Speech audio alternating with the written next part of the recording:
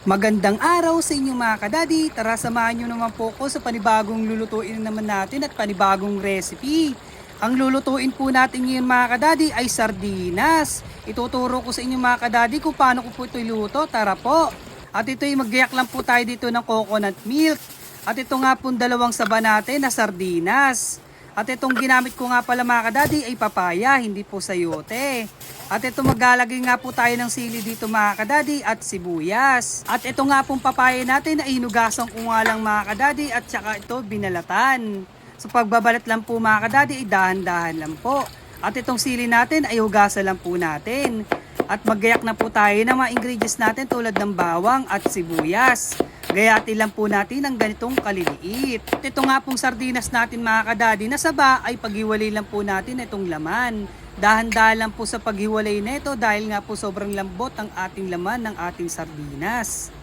Dalawang sardinas nga po ang ginamit ko rito mga kadadi para po saktong-sakto lang sa aming pamilya. Pagka ganito na mga kadadi ay goods na po yan at igayak na natin itong marunggay. At ito nga po ng ating papaya mga kadadi ay gayatin lang po natin ng ganitong kaninipis. Mas maganda mga kadadi sa paggayat nito ay manipis.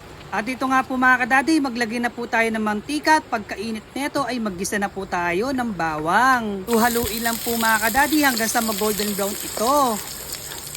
At isunod na nga po natin dito mga kadadi ang sibuyas. Imekos-mekos at halu-haluin lang po ito hanggang sa mag-golden brown. At isunod na nga po natin itong papaya. Halu-haluin lang po natin mga kadadi para magsama-sama ang mga ingredients. At para bumilis po itong lumambot. At ilagay na nga po natin itong pangalawang piga ng gata natin. Hahayaan nga lang po natin mga kadadi itong kumulo at lumambot ang ating papaya. At halu-haluin lang po ng bagya at ilagay na nga po natin itong sili. Ang ibang sili nga po mga kadadi ay gugupitin ko para mas mabilis umanghang. Masarap po kasi mga kadadi pag maanghang ang ginataan. Eri nga po mga kadadi, mag-add po tayo ng kaunting patis at taktakan po natin ito ng paminta.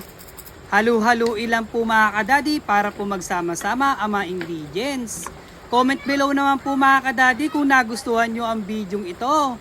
At pakipollow naman po ang ating account para po sa mga susunod na upload natin ay ma-update kayo.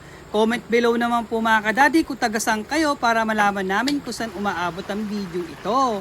Maraming pong salamat sa mga followers natin dyan. At balik na nga po tayo sa niluluto natin mga kadadi. Nilagay ko na nga po ang sauce dito ng ating sardinas at ang unang piga ng ating gata. At lagay na nga po natin ang dahon ng ating marunggay. Napakasarap nga po nito mga kadadi at dadamihan po talaga natin yan dahil nga po healthy ang marunggay. At halu-haluin lang po ng bagya. At ito nga po ang panghuli natin dahil nga po luto na nga po itong sardinas at madaling madurog ay ilalagay na po natin yan sa pinakahuling video.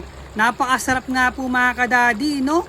Sa dami-dami po na may ayaw ng sardinas ay napakarami naman pong recipe magagawa dito sa ating sardinas. Kitang-kita naman po nyo kung gaano kasarap itong ating sardinas na ginataan. Nalilagyan po natin ng papaya at marunggay. Napakasarap niyan mga kadadi at ihain na po nyo sa inyong pamilya.